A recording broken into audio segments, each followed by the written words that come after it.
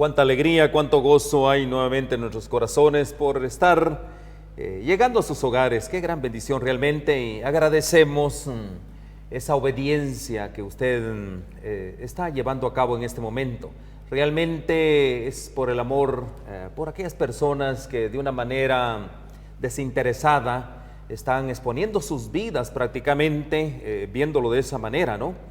Exponiendo sus vidas en beneficio de nuestros hermanos. Somos muy solidarios con eso, pastor, para que aquellos que hoy se esfuerzan, como los doctores, las enfermeras, se están exponiendo. Ellos realmente no tendrían que estar, bueno, es parte de una profesión, pero no para exponerse a la muerte, pastor. Y bienvenido realmente, gracias. Gracias. Agradecer también, amigos, y a los hermanos, aún de nuestra iglesia aquí de Interamericana en Alhambra. Ellos están conectados actualmente. No tenemos servicios acá, la iglesia cerrada decimos, pero conectados para que la palabra de Dios llegue a todas partes. Y decirles, amigos, de nuestra parte que sigan apoyando. Es más, Amén. Ha llegado una alerta, si ustedes vieron en sus celulares, donde se nos exhorta que hasta el 19 de abril, dice así la nota, ¿no?, permanezcamos todavía en cuarentena, que si es efectivo o no, dejemos a las autoridades, porque a la hora de compararlo con los ejemplos bíblicos, hay unas diferencias. En el modelo bíblicos, la forma de hacer el aislamiento era el individuo contaminado, pues lo sacaban fuera del campamento. Pero acá se paralizó todo. En algunos países están funcionando, en otros países no. Entonces, lo que importa es que no pesquemos estas cosas, nos cuidemos todos, y las personas que lo tienen, orar mucho por el sistema sanitario que se afloje, se ha saturado demasiado, que ellos necesitan la compasión, y médicos, como bien dice Benedicto, que con amor están trabajando, pero piden a la gente, no nos traigan más enfermos, pero hagan caso a las exhortaciones para que esto no se difunda y el pico de la infección llegue a una etapa en que luego descienda, y entonces cada vez haya menos. Pero si seguimos saliendo afuera sin razones, si hay razones, pues se entiende, pero siempre vayamos hasta enmascarados, con bufanda, con lo que queramos, para no respirar, no tocar y cuidarnos mucho, porque es una plaga que anda, que no la podemos ver, pero creamos que causa daño, y entonces así todos podemos estar preservados. Pastor, vemos aquí, son actos de misericordia prácticamente que tenemos que hacer, y gracias por su comprensión. Realmente es una gran bendición como el modelo. Bueno, esta gente no ha estudiado prácticamente el patrón bíblico, ¿verdad? Y qué triste es ver que había que aislar a esa gente. Sí. China lo hizo, y por eso es que China logró y tuvo grandes resultados, aisló a su gente prácticamente. Noten, amigos, que al mirar los modelos que aparecen en Levítico capítulo 13-14, ahí se trata el tema de la lepra, y otros capítulos más, muestra que la forma bíblica de abordar estos temas era la persona contaminada, hacerle un rastreo a la persona en sí. Y es lo que se iba al ver. sacerdote, ¿verdad? Así es. Entonces a la persona, ya luego a ella se la aislaba, pero seguía el ritmo de actividades, porque ahora se está temiendo mucho. Ustedes ven que nuestro presidente también, que está pidiendo que la gente vuelva otra vez a sus trabajos, y la gente con temor no lo va a hacer. Ahí tenemos los versos bíblicos para leerlos si queremos. Pero es que todos queremos preservar la vida, solo que va a tener un costo muy grande, y especialmente en países como pasó en Italia, también en España, que tarde reaccionan. Bueno, y en Nueva York aquí con nosotros. Y aún California también, que sí, va subiendo el índice. Y es, amigos, por eso la nota que habremos recibido en los celulares, de que está prohibido, ya cerrado, las playas, los senderos, la gente caminaba. Hasta aquí mi compañero Benedicto llega sobre la hora porque estaba trabado el tránsito allí en Los Ángeles, o sea, no se puede entrar, están cerrando para que la gente no salga, se queden. Y amigos, aprovechemos, si nos quedamos en casa, conectémonos con aquellos que predican la palabra de Dios para que seamos todos inspirados. Y bueno, y una carta que yo me atreví también a mandarles es de que nos convirtamos en intercesores, pastor, en este tiempo. Y vimos la manera, ya hemos aquí hablado de cómo se debe interceder, cómo se deben de elevar las rogativas a Dios, por un lado. Por otro lado, pastor, justamente hoy temprano, estudiando el libro de Daniel, me habla un gran amigo y una gran bendición que él nos escucha también, el doctor Manfield, un gran doctor, un gran amigo nuestro de Loma Linda. Le voy a decir yo a usted bien afligido porque un doctor amigo de él, otro doctor, este amigo de él prácticamente filipino, y vamos a orar específicamente también por él. Le voy a decir algo, ¿no? Fue contagiado precisamente, imagínense, ¿no? Exponer su vida, y él me dice bien atormentado, y bueno, ahí estamos con la ayuda de Dios orando, no solo orando también, sino ver con otros amigos doctores que de una u otra manera ya tienen ciertos productos o ciertos insumos para combatir todo esto, así que va a ser una gran bendición. Realmente se exponen y eso es lo que no queremos nosotros. Pero bueno, recuerden, estamos en el estudio de las profecías bíblicas del libro de Daniel. Realmente entremos ya en materia. Pastor, aquí vemos, nos quedamos prácticamente en el segundo tiempo, que justamente, y vemos en este tiempo algo bien interesante. Quiero llevarlos un poquito a la historia nuevamente, dice. Y aquí habla acerca de la conversión de Clodoveo, ya el pastor lo dijo. Este era un rey de los francos, o sea, Francia hoy en día, y ese se convierte a la fe católica, y su victoria sobre los godos, que era un punto bien importante, condujeron a la supremacía de la Iglesia católica en Occidente. Estamos hablando en Occidente. Aunque la fecha de estos eventos ha sido un tema bastante de mucho debate, la significación histórica es lo que más cuenta aquí prácticamente.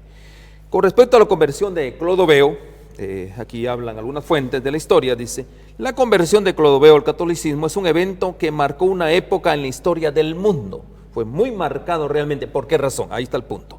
Y de eso el pastor nos va a comentar.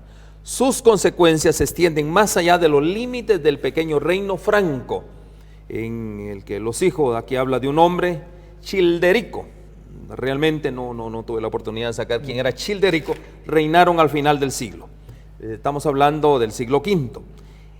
Pero sí hay una repercusión a lo largo de los siglos hasta el día de nosotros hoy en día. Algunos eruditos, los estudiosos, dicen que la fecha de conversión de Clodoveo fue más o menos entre el año 496, pero lo que realmente se reconoce aquí es el evento del año 508.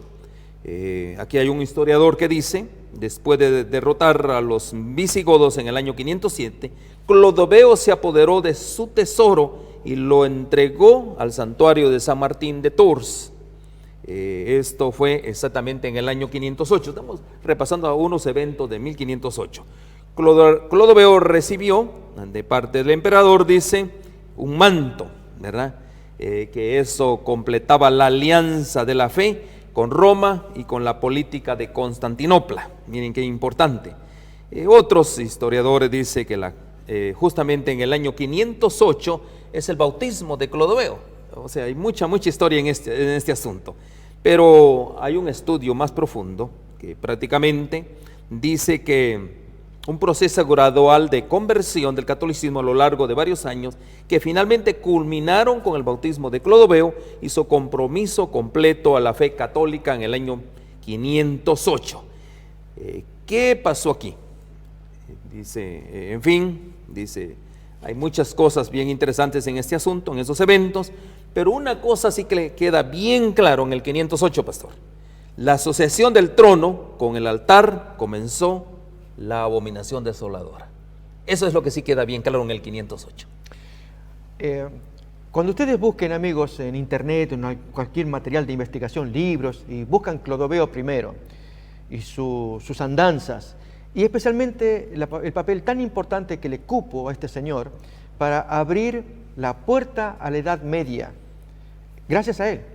Y al decir Edad Media estamos hablando del sistema papal, un sistema de oscurantismo, donde las doctrinas católicas comienzan a campear, a tener la autoridad, porque hay alguien que los va a proteger, a defender. Como bien se dijo, gana a los visigodos el año anterior y en el año siguiente, donde él hace los procesos que estábamos escuchando, para definir ese año como el año en que la Iglesia Católica se va a afirmar claramente, para actuar con esa autoridad moral, que es lo que estamos aquí queriendo mostrar. Acuérdense de la autoridad política, la va a tener 30 años más tarde con el edicto de Justiniano, pero la autoridad moral sobre los arrianos siempre hicieron, digamos así, la contra para que el sistema papal no pudiera florecer, hasta que son destruidos, caídos. Así reza la profecía de Daniel 7, que debían caer 3 cuernos para que comience a gobernar este poder papal en el 538. Bien, en ese ataque de los cuernos, ahí participa también Clodoveo. Entonces Clodoveo es quien abre las puertas al tiempo medieval, es el hombre que con su presencia, yo dije policía, con su ejército va a defender la doctrina católica Y amigos, hablar de doctrina católica o el inicio, la afirmación, estamos hablando del oscurantismo en el tiempo medieval, desde el 508 en adelante. Pastor, ¿por qué tanta insistencia en el asunto en este tiempo profético del comienzo en el 508? ¿Por qué tanta insistencia en todo esto? O sea, ¿qué impacto tiene para nosotros hoy en día? Primeramente, el impacto para aquellos días. El sistema que se venía llevando hasta ese tiempo era el de los emperadores. Los feudos, allí los terratenientes, y especialmente que la forma de vivir de la gente era a través de los impuestos que le daban al emperador. Pero aquí que aparece un poder extraño.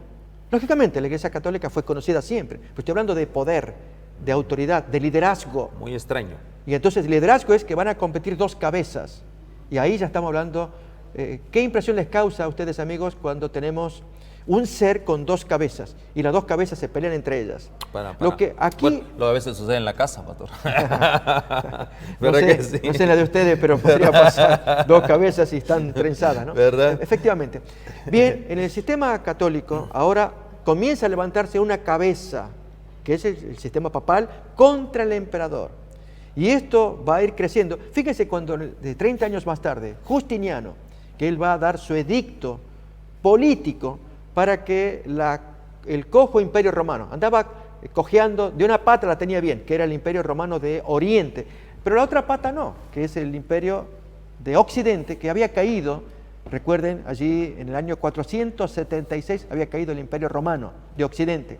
Entonces Justiniano quería recuperar ese poder, y la forma de hacerlo era dándole autoridad a la Iglesia Católica, al sistema papal, para que gobernara en nombre de Justiniano. Y así fue, toma ese edicto, y Justiniano cree que el Papa está al servicio de Justiniano, cuando no es así. Con el tiempo esto va creciendo, amigos, hay tal roce que, como ejemplo, tenemos la querella de las investiduras en el año 1072-1073. Fue una cosa terrible, duró más de 25 años, y era definir quién era el que ponía los pastores. O era el emperador en ese tiempo, estamos hablando de Enrique IV de Alemania, o era el Papa Gregorio VII en Roma. ¿Quién de los dos pone al pastor? Ya sea en las abadías, en las universidades, las administraciones en las ciudades. Para ese tiempo era el Papa el que ponía, era el emperador. Y el emperador lo que hacía era nombrar al tío, al primo, al carnal, como dicen los mexicanos. Ok, lo nombraba y él era el nuevo obispo. Gregorio VII dijo, esto se acabó. El que pone los líderes religiosos soy yo. Y allí comienza la querella de las investiduras. Finalmente gana Gregorio VII. Notemos cómo había comenzado al comienzo. ¿Cómo empezó?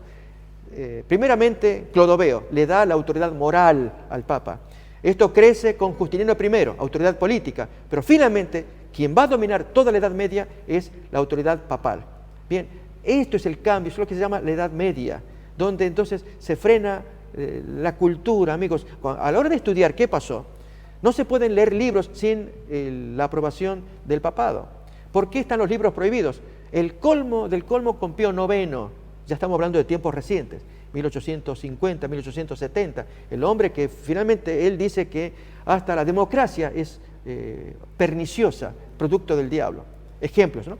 Entonces, durante el tiempo medieval campeó la ignorancia. La gente, cuando finalmente se inventa la imprenta en 1452, por fin, amigos, la gente accede a la literatura. Aquí tenemos las fotos de algunos referentes. Entre ellos pensemos en Alejandro VI, quien quema a Jerónimo Savonarola en el año 1498. Lutero tenía 15 años. Lo quema porque Savonarola era el Juan Bautista de aquellos días, criticando, amonestando al Papa de ese tiempo, que era Alejandro VI, Rodrigo Borgia. ¿Qué hizo Rodrigo Borgia? Lo mismo que hizo Herodes. Lo castigó, en este caso lo quemó allá en Florencia. 500 años después, para 1998, acá tenemos el Papa de aquel tiempo, Alejandro VI, el pontífice máximo, lo tenemos ahí. Juan Pablo II le quita el baldón y ahora lo canoniza y se reconcilia allí, lo reconoce como un santo. Claro que sí, pero tuvo que ser quemado, pasaron 500 años. Bien, amigos, esto ilustra cómo era el tipo de vida de esa abominación desoladora, que era una doctrina, por un lado, que atacaba el cielo, y ataca la conciencia de los hombres. Recuerden la venta de las indulgencias contra la cual Lutero se lanzó. Pero ahora todo esto tiene que salir a luz, y gracias a las predicaciones ahora se entiende qué pasó con esa abominación desoladora, que es lo que estamos explicando acá, tanto espiritual, religiosa, atacar el cielo, como política y social, un oscurantismo muy serio que ocurrió durante los tiempos de 1200, del año 508 hasta 1798. O sea, pastor, tiene un gran impacto. ¿Por qué razón? Porque ahí inicia la asociación, como dijimos, del trono, vamos a la parte política, versus, o sea, con el asunto del altar, o sea, la religión. El trono y el altar prácticamente se unen. La corona versus la cruz. La corona versus la cruz, otro buen punto. El emperador versus el papa están allí disputándose y a ver quién es el que prevalece. Finalmente va a ganar el papado durante el tiempo medieval. La prueba, la querella de las investiduras. Ahora, eso nos lleva a un punto final para el tiempo del fin. La pelea por el trono versus también el altar, pastor. En 1798, para que se cumpla la profecía que decía que esto va a durar por tiempos y la mitad de un tiempo. O que decía que la abominación desoladora duraría hasta 1290 días. Todo ello se cumplió en el año 1798, cuando el Papa fue tomado preso desde Italia, llevado a Francia, en Aviñón. Así es. Ahora, el impacto que va a tener para nosotros hoy, y justamente hoy se está llegando a ese punto, ¿no? ¿Cuál es el punto que está llegando hoy en día? Esa fusión entre, como bien dijimos acá, el trono y el altar. Porque ese es un punto importante. Porque yo le voy a decir a ustedes, mis queridos hermanos, Roma nunca cambia. Sí. ¿Y cuál es el propósito de Roma? Justamente tener los dos poderes, tanto el político como la parte religiosa. Ya tiene la parte religiosa, pero ahora, bueno, de hecho, ellos mismos, ellos tienen su prototipo. O sea, cuando vamos nosotros a donde está la sede, en este caso de Roma, vemos nosotros que ahí es un estado prácticamente, que de una u otra manera, en la supremacía que ellos tuvieron, lograron eso como un ejemplo, y eso lo quieren implantar a todo el mundo, ¿correcto, pastor? Así es. Pero antes, amigo, de hablar del nuevo periodo, según la profecía de Apocalipsis 13, que anuncia que se repetirían las cosas medievales, vamos a leer un texto de esperanza que está también en el libro de Daniel, y es el capítulo 12. Recuerden, versículo 10 y también ahora el versículo 12. Daniel 12, versículo 10 y el 12. Dice allí: muchos serán limpios y emblanquecidos y purificados. Los impíos procederán impíamente y ninguno de los impíos se entenderá, pero los entendidos comprenderán. ¿Qué es lo que van a comprender? Fíjense ahora el versículo 12. Esta es una bendición para quienes estudian estas profecías, que dice: bienaventurado el que espere y llegue a 1335 días. ¿Qué significa esto? Que sería nuestro siguiente periodo profético. Muy bien, es el siguiente que queremos mirar también. Lo vamos a ver, pero queremos terminar en este punto, hacer esa aplicación a los tiempos de hoy, pastor, esa fusión, estamos hablando, porque Roma nunca cambia, ¿no? Por eso la importancia que le estamos dando eso, de donde comienza el 508, esa asociación prácticamente entre el trono y el altar. Pero hoy en día sigue el mismo formato. Ese es lo que yo quiero llegar a ese punto. ¿Dónde aparece eso, amigos? Por lo menos en dos textos de Apocalipsis, capítulo 13 y capítulo 17. En el capítulo 13, versículos 3 y 4, y luego el 8 también, se nos habla de algo. Miremos. Vino de sus cabezas como herida de muerte, amén, pero su herida mortal fue sanada, y se maravilló toda la tierra en pos de la bestia. Versículo 4, y adoraron al dragón, o sea, Satanás, que había dado autoridad a la bestia, y adoraron a la bestia, diciendo: ¿quién como la bestia? ¿Quién podrá luchar contra ella? Bien, esta herida mortal se produjo para este poder bestial, es la forma en cómo lo describe la palabra de Dios, en 1798. Pero aquí que la profecía decía que se iba a curar. Se iba a sanar. Se iba a sanar. Y el proceso de sanación está llevando tiempo, pero empezó en un punto específico, 1801. No nos olvidemos de ello. Busquemos en el Wikipedia, allí Pío VII, Napoleón, si queremos, ponemos esas expresiones, busquen en algún lado, va a aparecer entonces el concordato que firmó Napoleón con el poder enemigo, a quien él quitó de Italia, se lo trajo preso a Francia, y 3 años más tarde no se entendió qué le pasa a este hombre, que quiere repetir la experiencia del Sacro Imperio Romano de Carlomagno. por el año 800, donde el imperio tenía la bendición del Papa. Eso es lo que él quería, y así iba a ser respetado, porque tenía poder espiritual que le acompañaba. Miren acá, el concordato de 1801 fue el concordato entre la Francia revolucionaria, dirigida en ese momento por Napoleón Bonaparte, y la Santa Sede, ocupada entonces por el Papa siguiente, Pío VII. Pío VI fue el que había muerto. Entonces, ahí lo tenemos. Cuando se firma ese concordato, eso es lo que le empieza a dar sanidad, la sanación a la herida. Todo concordato, amigos. ¿Cómo empezó la historia de la bestia en el 538? ¿Empezó con persecución? No, empezó con un concordato. El concordato es lo que le da vida a la bestia. ¿Cómo terminó la vida de la bestia? Cuando le quitaron el concordato, la autoridad, en 1798. ¿Cómo se le vuelve a sanar la herida? En 1801, con un nuevo concordato. Por lo tanto, cada vez que un país vaya a Roma para celebrar un concordato, un acuerdo, un convenio, están dándole sanidad a ese poder, porque finalmente ese poder va a desatar la persecución que habla Apocalipsis 13 y capítulo 17, de lo cual leemos ahora. Vemos entonces capítulo 13, otra vez leemos. Fíjense acá. Apocalipsis 13, versículo 3. La profecía lo decía. Vino de sus cabezas como herida de muerte, 1798, pero su herida mortal fue sanada, sanándose desde 1801, y se maravilló toda la tierra en pos de la bestia. Estos son tiempos modernos ya. Y adoraron al dragón, a Satanás, que había dado autoridad a la bestia, y adoraron a la bestia, diciendo, ¿quién como la bestia y quién podrá luchar contra ella? Este poder, amigos, a continuación es descrito en el tiempo medieval. Ahí se habla de los 42 meses, en el capítulo 12, de los 1260 10 años. Allí se habla durante el tiempo de persecución. Pero en el versículo 8, fíjense, amigos, cómo va a terminar esta historia. Y la adoraron todos los moradores de la tierra, cuyos nombres no estaban escritos en el libro de la vida del Cordero, que fue inmolado desde el principio del mundo. Porque este poder desata una terrible persecución. ¿Dónde aparece esto? Vamos a invitar a mirar capítulo 13 todavía, vamos a leer del versículo 14 en adelante. Aparece un poder compañero. Se le describe allí como una bestia en forma de cordero con cuernos, pero se transforma en dragón para hablar.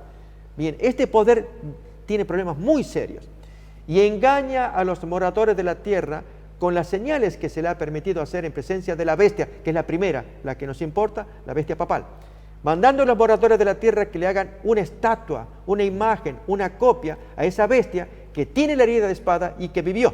Ahora entonces cabe estudiar, amigos, no lo vamos a hacer ahora necesariamente, es el significado de la primera bestia, la segunda bestia en forma de cordero, luego la imagen, y también va a aparecer una marca, el 666. Sigue diciendo más el texto. Aunque está en forma simbólica, lo que importa es el mensaje y es persecución y muerte. Vemos a continuación. Siguiente versículo.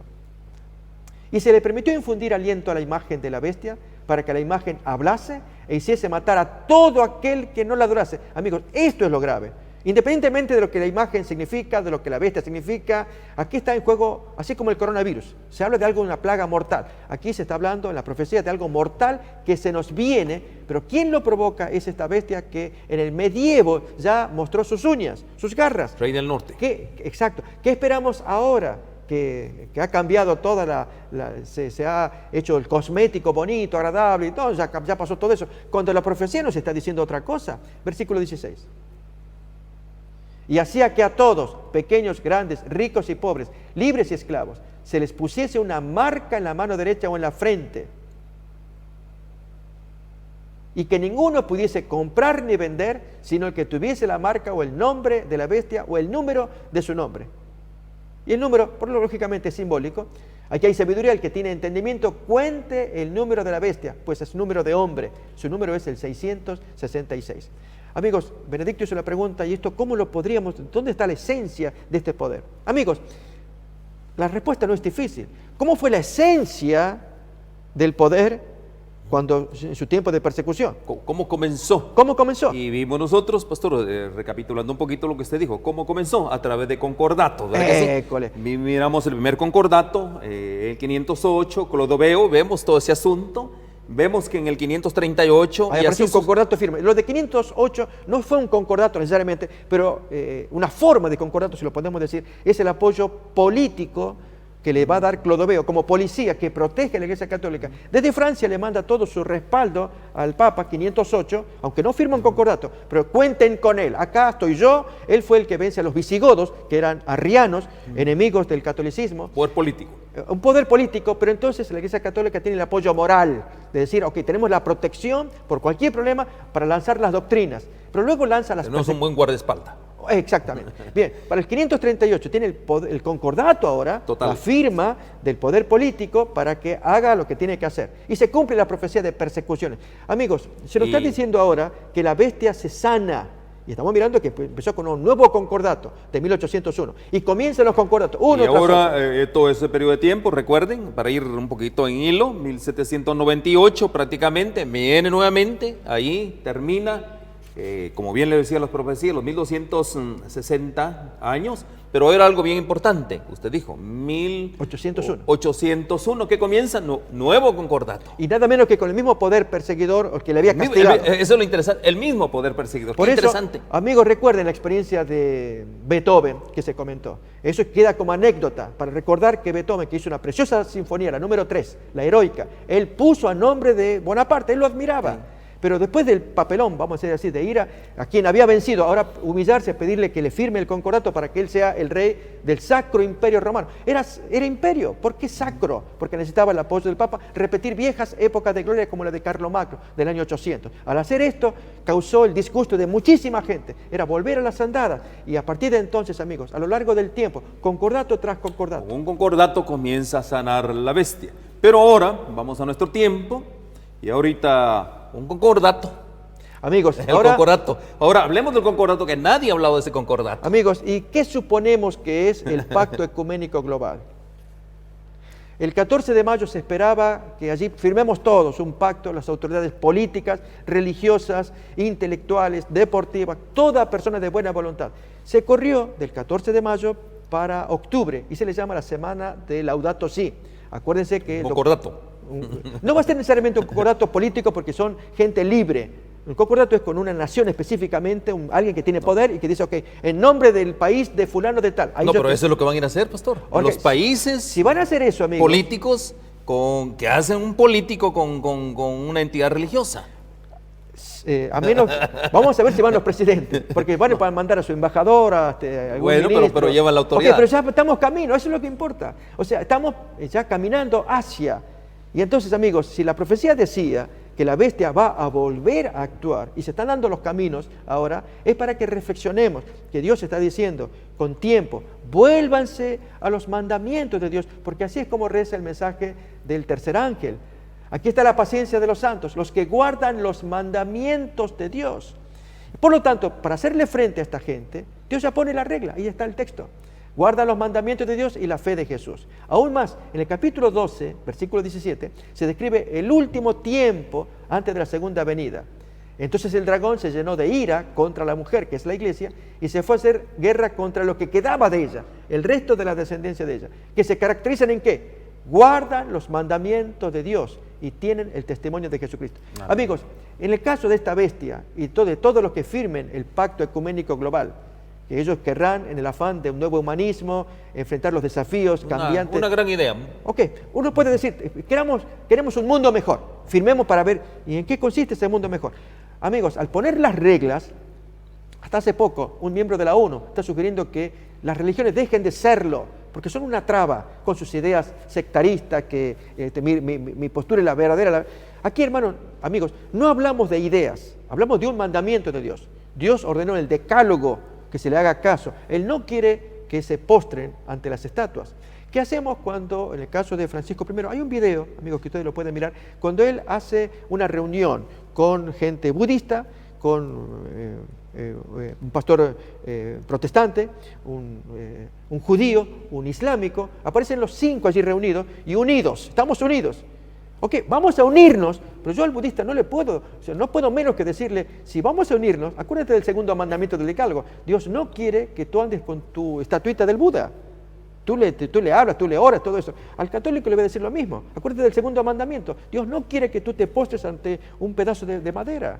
O sea, si vamos a hacer un pacto, amigos, que sea en base a la ley de Dios, pongamos los mandamientos y entonces hagamos pacto y acuerdo, que nos cuesta. Porque alguien dice, oh, este tipo entonces cumple todos los mandamientos. Yo no estoy diciendo eso, amigos. A mí me cuesta, me duele, porque soy de carne como es usted. La única diferencia es que entiendo en mi cabeza que el mandamiento va arriba y que yo tengo que hacer mi esfuerzo para que con el poder del Señor, Dios que trabaje en mi corazón, mis debilidades, para que pueda estar a la altura del mandamiento. Pero cuando tiramos el mandamiento abajo y decimos, no importa el segundo mandamiento que dice lo de las estatuas, porque yo quiero a mi amigo budista que él venga conmigo, y si yo le pongo el mandamiento, me lo voy a perder. Y con el amigo católico que ama a su Virgencita de Guadalupe, y que su estatua, si yo le pongo el mandamiento, la voy a perder. Yo no. Entonces dejemos el mandamiento que causa problemas. Amigos, no podemos hacer eso. Por eso es que esto que se viene de un acuerdo que ya estaba profetizado en la Biblia, y Dios que levanta a su gente, los que elevan los mandamientos de Dios. Esto será un gran conflicto en los próximos meses, en los próximos años, en que usted y yo estamos invitados a participar. Bueno, pastor, gracias. Yo creo que, bueno, ahí tenemos. El Papa Francisco, budistas y católicos deben unirse contra la intolerancia, el prejuicio, el odio. Unámonos. Así que, amigos, nos van a llamar intolerantes, prejuiciados, odiosos, porque estamos trayendo el segundo mandamiento. Si el Papa se une con los budistas, porque él los quiere todo, yo los quiero también.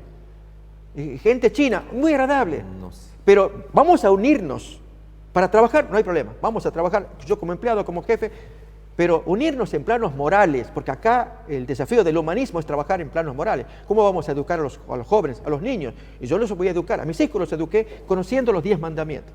Ustedes no van a robar, no van a mentir, no van a adulterar, etcétera, etcétera. Los mandamientos. Pero al budista, cuando le cito el segundo mandamiento, que no se postre ante el Buda, ante una estatua, el budista me dice, no, si tú me pides eso, no podemos ser amigos así. Y amigos, yo creo, ¿cómo no voy a querer ser amigo de un budista? Pero solamente es en base a la verdad. Hay una frase, ahí tenemos el texto allí del segundo mandamiento. No te harás imagen ni ninguna semejanza de los que esté arriba en el cielo, ni abajo en la tierra, ni en las aguas debajo de la tierra. Versículo siguiente, número 5. No te inclinarás a ellas ni las honrarás, porque yo soy Jehová tu Dios fuerte, celoso, que visito la maldad de los padres sobre los hijos hasta la tercera y cuarta generación.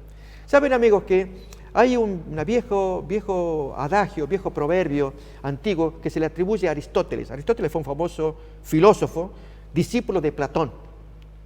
Y la frase que él usó es amicus Plato. Amigo de Platón, magis amica veritas, pero más amigo de la verdad. Amicus Plato, sed magis amica veritas. Amigo de Platón yo soy su discípulo, pero soy más amigo de la verdad. O sea, puedo llevarme bien con Platón, pero me voy a llevar más bien con la verdad. La verdad me dice, Platón, tú estás equivocado, te lo voy a decir. Eso es lo que quiere significar esa frase. Bien, amigos, hoy usted tiene que definir si quiere ser amigo de los amigos o amigo de la verdad. Amigo de la verdad. Si usted es amigo de la verdad, va a tener enemigos, porque usted ama su verdad que está en la Biblia. Usted toma la palabra de Dios, la lee y descubre, wow, yo no sabía esto de que no me tengo que postrar ante estatuas. No lo voy a hacer más. Yo no sabía que Dios ordena que el séptimo día de la semana sea un día de descanso y de adoración, de santificación, y que esto viene de la creación. Yo no sabía eso. Y ahora lo estoy leyendo en la Biblia. Bueno, me van a disculpar, pero yo no voy a trabajar más el sábado ahí en mi compañía. Pero si tú renuncias, te van a echar. No sé, que Dios me ayude. Yo no sé qué voy a hacer. Pero para mí Dios es más importante que esas cosas de la tierra, que Dios me sostenga. Amigos, hay grandes decisiones que tenemos que tomar cuando la verdad está en el medio. Y así con cualquiera de los 10 mandamientos, para que todos sean uno, dijo Jesús, como tú, oh Padre, en mí y yo en ti, que también ellos sean uno en nosotros. Pero saben, amigos, hace un momento se puso una imagen del ut unum sint, y esto fue cuando Juan Pablo II, tomando esa frase, para que todos sean uno, él publicó su encíclica, que significa en latín, para que todos sean uno. Juan Pablo II publicó basado en el texto, ahí la tenemos, ut unum sint. Este es lo que él publicó. Pero aquí que hay párrafos en el ut unum sint que dicen, para que seamos unidos, hay 5 cosas que ustedes tienen que respetar. Amigos, las 5 cosas van en contra de la Biblia. ¿Cómo podemos ser unidos, llevarme bien, estar en paz con ellos, cuando hay cosas que se proponen que están en contra de la palabra de Dios? Todo esto tiene que ver con la abominación desoladora de Daniel, que él está enseñando, que va a durar 3 tiempos y medio, y luego los entendidos van a entender. Ahí tenemos, amigos, solamente los 5 puntos están allí, mírenlo, número 1, ahí está, las relaciones entre la Sagrada Biblia y la tradición. Le tengo que aceptar la tradición de los católicos. Segundo punto que yo tengo que aceptar, la Eucaristía. Allí la hostia, cuando se hace la Santa Misa, tengo que aceptarla. Número 3, el orden como sacramento bajo el ministerio del presbítero, del diácono, del equipo. Es decir, aceptar a los sacerdotes, que ellos que tienen autoridad de parte del Papa para transformar. El cuarto, el magisterio de la Iglesia, aceptar al Papa como maestro infalible de la Biblia. Y el quinto, la Virgen María, Madre de Dios e ícono. Tengo que aceptar todo eso en ut unum sit. Ahí está el párrafo, amigo, ustedes lo vieron allí para leerlo. Esta es la propuesta que hace Juan Pablo II. Yo no puedo aceptar. Santifícalos en tu verdad, tu palabra es la verdad. Por eso, amigos, aquí no se trata de que seamos unos rebeldes, y estos quiénes son, que están en contra, queremos la unidad, queremos la paz, vengan a firmar el Pacto Ecuménico Global en octubre, unámonos, cambiemos el mundo. Amigos, si entramos en esa variante y dejamos la Biblia, la ley de Dios, porque la profecía ya dice que Satanás se aira contra los que guardan los mandamientos. Ponemos los mandamientos. Y al poner los mandamientos, amigos, ahí me dice el mandamiento que yo no solamente no me postro ante las estatuas, y entonces ahí, ¿qué hago con la Virgen de Guadalupe? Cuando me habla del magisterio de la Iglesia infalible, cuando tengo a Cristo, que él mismo dijo en Mateo capítulo 23, uno es vuestro Maestro el Cristo, todos vosotros sois hermanos. ¿Cuántos textos que arrojan luz para decir, como decía Aristóteles, amicus Plato, yo soy amigo de Platón, pero más amigo. Sed magis amica verita, pero más amigos soy de la verdad. Y ese es el eslogan, si queremos decirlo así. Una frase antigua latina que queremos proponer. Seamos más amigos de la Biblia, más que amigos aquí entre los seres humanos. Amén. Pastor, una gran bendición realmente. Hoy vamos a entrar en este tiempo que nos queda en el tercer periodo profético. Y esto realmente vamos a ver las bendiciones que esto conlleva, porque de eso se trata. Este tercer periodo profético, y eso lo leemos en Daniel capítulo 12, verso 12. Los 12 se encuentran, ¿verdad? 12. Vamos a... Y dice, bienaventurado el que espere y llegue a 1335 días. ¿Qué pasó acá, amigos? ¿Qué pasó? ¿Qué pasó? Esa es la gran pregunta, ¿verdad? Bien, vamos a verlo en gráfico, amigos, que efectivamente este periodo se cumplió tal y cual como... ¿Y por qué es bienaventurado ese periodo de tiempo? Y que esa gente bienaventurada lo fueron, pero a costa de muchas lágrimas. Esa gente sufrió muchísimo sin saber que lo que estaban haciendo era una bienaventuranza de parte de Dios. Su experiencia aparece registrada también en Apocalipsis capítulo 10. Nos estamos refiriendo, amigos, que desde el 508, que se había dado el plazo en el versículo anterior 11, que dice que la abominación desoladora duraría 1290 años, recordamos eso. Desde el tiempo en que se ha quitado el continuo y puesta la abominación, duraría 1290 días. Y ya vimos que va del 508 a 1798. Lo vimos en un gráfico. Pero ahora dice, feliz el que llegue a los 1335 días. Efectivamente, amigos, desde el 508... Todo comienza en el 508. Así es. Sumamos 1335 años y llegamos a un día de felicidad para el cielo. Pero aquí en la tierra hubo situaciones. ¿Qué pasó? En 1843... junto con 1844, surge un movimiento. El movimiento venía ya de años atrás, pero allí fue el gran espaldarazo.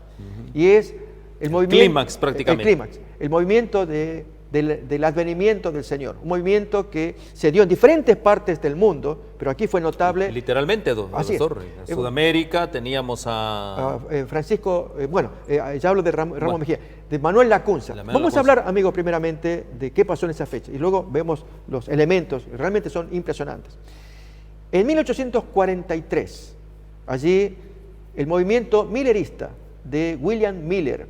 Este fue un señor que era bautista, un hombre que inicialmente era deísta, él no era creyente, pero con el paso del tiempo él tuvo sus estudios y sus cambios. Y llega a la conclusión, estudiando el libro de Daniel y Apocalipsis, que un evento importante debía ocurrir en 1843, ignorando que la profecía lo iba conduciendo. Y efectivamente para ese año, aquí tenemos los años de este señor, él predica que Jesús viene al término de los 2300 tardes y mañanas, y para él creía que era 1843. Luego estudia mejor y descubre que era 1844. Pero ese mismo error que él predicó para 1843 ya estaba profetizado en la Biblia. Feliz el que llegue ese tiempo. Se levantó mucha gente creyendo lo que este hombre enseñaba, que Cristo venía para esa fecha. Amigos, él fue uno de varios que quiero contar ahora. El que descolló entre ellos fue Manuel Lacunza. Él muere para 1801, un sacerdote jesuita chileno. Solo quiero, usted va a repasar la historia de estos grandes hombres. Sí. Eso es conocido como el mensaje del primer ángel, ¿correcto? Muy bien. Entonces, Apocalipsis capítulo 14 habla de 3 mensajes angélicos. El primer mensaje que va del versículo 6, 7, segundo mensaje, versículo 8, y tercer mensaje angélico, versículo 9, 10, 11 y el 12. Ahí está. Ahí están todos los 3 mensajes. Tal vez lo leemos rápidamente. Leámoslo, sí, claro. Vi volar por el medio del cielo a otro ángel que tenía el evangelio eterno para predicarlo a los moradores de la tierra, a toda nación, tribu, lengua y pueblo. Es la gran esperanza, ¿verdad? A gran voz, temed a Dios y dadle gloria, porque la hora de su juicio ha llegado. Y adorad a aquel que hizo el cielo y la tierra, el mar y las fuentes de las aguas. Este mensaje comienza a ocurrir a finales de 1798. Ahí es cuando descuellan grandes predicadores. Entre ellos aparece Manuel Lacunza, quien muere en 1801 y que había publicado los 4 tomos de La venida del Mesías en gloria y majestad. Ahí tenemos a este señor jesuita chileno, pero por la causa de la persecución católica él se puso un seudónimo, Ben Ezra, judío, para poder publicar sus ideas. Y él traía la idea de la segunda venida de Jesús. Él finalmente se traslada a Europa y muere en Italia. Sus libros impactaron tanto a diferente gente. El caso de Edward Irving. Este señor inglés, él escucha de estas ideas de Lacunza, de la venida de Jesús, que se pone a estudiar español para poder leer el libro. Y lo lee y lo predica. ¿Qué diríamos de un argentino, Francisco Ramos Mejía? Este señor era un estanciero, un ricachón argentino. Por la década de 1820, 1825, él hace que sus aborígenes, sus indios, en sus estancias, en sus tierras, él que enseñe la segunda venida, también da un paso más adelante, que guarden el 7º día de la semana, sábado, como día de descanso. Este fue el primer adventista del 7º día aquí en la historia reciente, 1825, este señor. Era un patricio argentino muy querido en Argentina, pero odiado por sus parientes católicos. Él fue perseguido, pero él, como era terrateniente, hacía que toda su estancia guardara el 7º día sábado, más enseñarles de la segunda venida de Jesús. También próceres argentinos como Belgrano, él se fue a imprimir el libro, traerlo a Argentina y difundirlo. Amigos, se estaba difundiendo el conocimiento de la segunda venida que lo publicaba Manuel Lacunza. Luego aparece José Wolf, otro predicador que se va por Asia a predicar. Va por Asia, correcto. Por Asia. Edward Irving, que predica en Inglaterra, en los lugares que puede. ¿Qué cosa? La segunda venida de Jesús. Pero Guillermo Miller es el que más va a descollar. Y él levanta su movimiento, comienza a predicar en 1831. Es el año en que él predica solitariamente, va por aquí visitando, hasta que en 1839 conoce a un amigo, quien le va a ayudar económicamente. 1840 se cumple la profecía y comienza a predicarse fuerte, fuerte. Ya Jesús viene para 1843, para que se cumpla la profecía que decía, bienaventurados los que lleguen a 1335 días, 1843. Pero aquí, amigos, que la profecía bíblica de Apocalipsis ya decía que iba a pasarle a Miller. ¿Y qué le pasó? Un chasco dolorosísimo, ilustrado en la profecía. Leemos, Daniel, el mismo Daniel. Sí, Apocalipsis capítulo 10, leemos. Versículo, fíjese, vamos a leer versículo 5, 6 en adelante, de Apocalipsis 10. Y el ángel que vi en pie sobre el mar y sobre la tierra, levantó su mano al cielo, y juró, fíjense amigos, esta parte va a ser importante y haberla leído con tiempo para relacionarla con el otro juramento similar de Daniel. Capítulo 12, 7, porque hay un juramento solemne a continuación. Y juró por el que vive por los siglos de los siglos, que creó el cielo y las cosas que están en él, y la tierra y las cosas que están en ella, y el mar y las cosas que están en él, que el tiempo no sería más. Es decir, si se abrió tiempo en Daniel capítulo 12, 7, que dice sería por tiempo, tiempos y la mitad de un tiempo, y luego los símbolos se cerrarían. Anda Daniel, ya cierra las palabras porque esto es para el tiempo del fin. Así que se abre un tiempo y se cierra el símbolo. En Apocalipsis capítulo 10 funge al revés. Se cierra el tiempo y se abre el símbolo, como leemos a continuación, otra vez versículo 6 y 7. Leemos el 6 primero. Y juró por el que vive por los siglos de los siglos, que creó los cielos y las cosas que están en él, y la tierra y las cosas que están en ella, y el mar y las cosas que están en él, que el tiempo, esto es el cálculo profético, los 3 tiempos y medio, no va más, no así el tiempo cronológico, porque ese continúa. Versículo que sigue. Sino que en los días de la voz del 7º ángel, cuando Él comienza a tocar la trompeta, el misterio de Dios, los símbolos de Dios, los enigmas de Dios, se consumarán, se van a entender, se van a terminar, se van a aclarar, como lo anunció a sus siervos los profetas. Cuando se anuncia este juramento, miren lo que pasó a continuación. Y ahora describe el movimiento de Miller y su gente de 1843. Leámoslo. La voz que oí del cielo habló otra vez conmigo y me dice: ve y toma el librito que está abierto en la mano del ángel que está en pie sobre el mar y sobre la tierra. Amigos, ¿qué librito era el que estaba abierto? Era el librito de Daniel. Lo que Daniel no pudo entender cuando se le dijo, anda Daniel, cierra las palabras, esto es para el tiempo del fin. Y ahora está el librito, chiquito, son 12 capítulos, y ahora ábrelo. Y allí Juan, pues que está mirando el librito, y le dice el ángel, ahora te lo comes. Comerlo, amigos, es devorar, como cuenta Ezequiel capítulo 2, último versículo, come las palabras, y que eran dulces, y puras maldiciones, ayes, lamentos, que Dios le dice a Ezequiel, capítulo 2, último versículo, come el librito, porque así quiero que me prediques al pueblo. Y era dulce. Miremos el texto, seguimos con Apocalipsis. 8. Bueno, y miré. Mire, y aquí una mano extendida hacia mí, y en ella había un rollo de libro. Bueno, estamos leyendo acá lo de Ezequiel. Y lo extendió delante de mí, y estaba escrito por delante y por detrás, y había, noten, escritas endechas, lamentaciones, ayes. ¿Y qué se le dice al profeta? Hijo de hombre, come lo que hayas, come este rollo, y ve y predica a la casa de Israel. Bien, esa fue la experiencia que ahora Juan tiene en Apocalipsis capítulo 10. Se le da el rollo. Recuerden que el librito es un rollo, es la forma en cómo eran los libros en la antigüedad, un rollo. Y ahora le dice a Juan, ahora te tragas el libro. Quiero que, cómete a Daniel, estúdialo. Y es lo que hizo esta gente, los mileristas. Seguimos leyendo el texto de Apocalipsis. Bien, leemos: la voz que oí del cielo habló otra vez conmigo y me decía: ve y toma el librito que está abierto en la mano del ángel que está en pie sobre el mar y sobre la tierra. Y fui al ángel diciéndole que me diese el librito. Y el ángel me dice: toma y cómelo, y te amargará el vientre, pero en tu boca será dulce como la miel. Entonces tomé el librito de la mano del ángel y siguió la instrucción. Lo comí, y era dulce mi boca como la miel. Pero cuando lo hube comido, ¡ay, qué dolor de vientre! Me amargó la existencia. Amigos, ¿qué había pasado? Cuando llegó 1843, toda esta gente que estudiaba el librito de Daniel, lo devoraban, felices. Jesús viene. No, Jesús no vino, no iba a venir, porque entendieron mal la profecía de Daniel 8:14, un tema que estudiaremos en otro momento. Lo cierto es que vino el chasco de 1844. En medio del chasco, allí que se había predicado el segundo mensaje angélico, ha caído Babilonia, ellos se encargaron de predicar, viene ahora el tercer mensaje angélico. Pero miren de qué manera.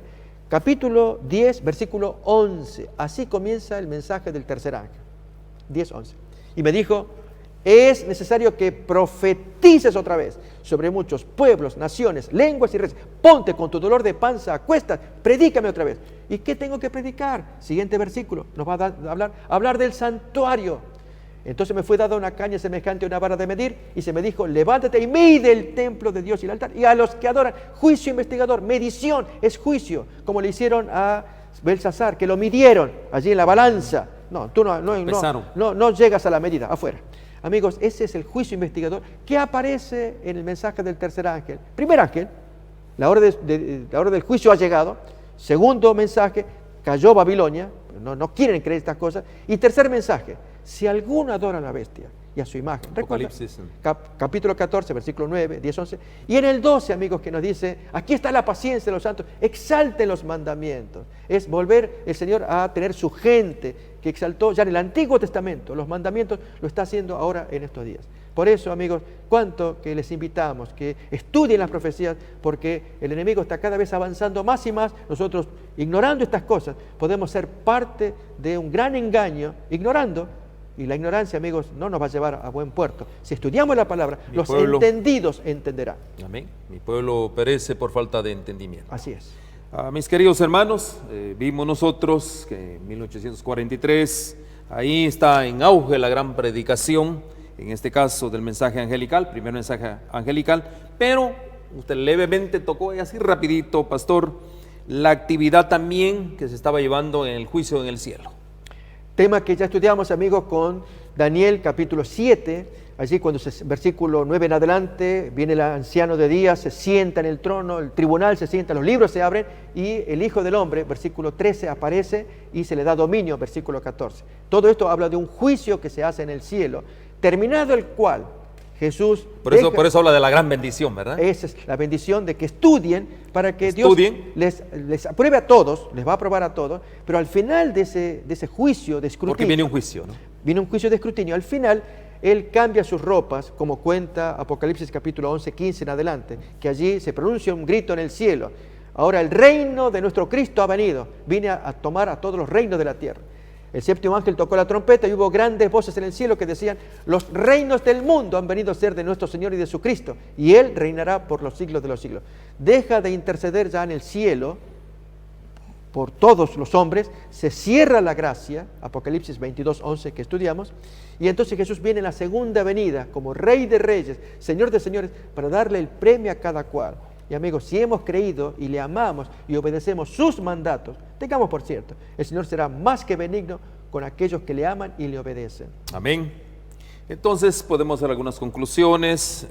Yo les voy a leer algunos párrafos aquí inspirados. El libro de Daniel concluye con el levantamiento de Miguel, la promesa de la resurrección, las referencias importantes a los tiempos que estamos hablando, pero hay algo bien importante. Dice, tales referencias al tiempo profético indican que Dios es el gran soberano del cosmos. Eso es lo más importante para nosotros. Y de nuestro planeta, no solo allá arriba, en el cosmos, sino en nuestro planeta. Y no obstante, la promesa de la resurrección también revela que Él cuida y guía nuestra historia personal. O sea, qué gran promesa, qué gran esperanza que tenemos nosotros y qué gran confianza debemos de tener. Con todos sus desafíos, luchas y victorias. El ser humano está enfrentado a todo esto. El salmista justamente dice: en tus manos están mis tiempos. Qué lindo, ¿no? Están en las manos de Dios todos los tiempos. Ahí Salmos 31, 15. Mientras la peregrinación en este mundo quebrantado continúa, los peores tiempos pueden parecer abrumadores, como el caso en este momento, pero podemos seguir adelante sabiendo que el mejor de los tiempos está a la vuelta de la esquina. Qué gran esperanza, pastor, realmente, qué gran esperanza, ¿no? Con esta esperanza, dice, mana de nosotros prácticamente poner confianza en nuestro Señor Jesucristo, por medio de su vida, su muerte y su resurrección.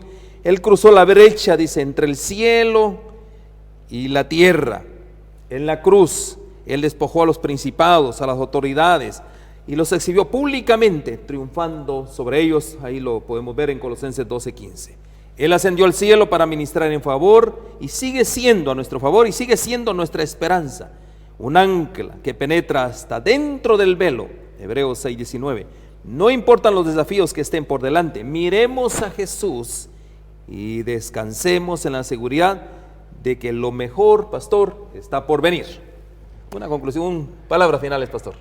Acuérdense, amigos de Platón, sí, pero más amigos de la verdad. Dios está buscando gente genuina, que ame a Dios, que ame su verdad revelada en la Biblia, que le haga caso. En medio de una apostasía universal, la gente va a seguir poderes humanos, leyes humanas, consideraciones humanas. Sigamos a Dios. Amigos podemos ser nosotros, pero mucho más amigos de nuestro Dios y de su verdad, la palabra de Dios.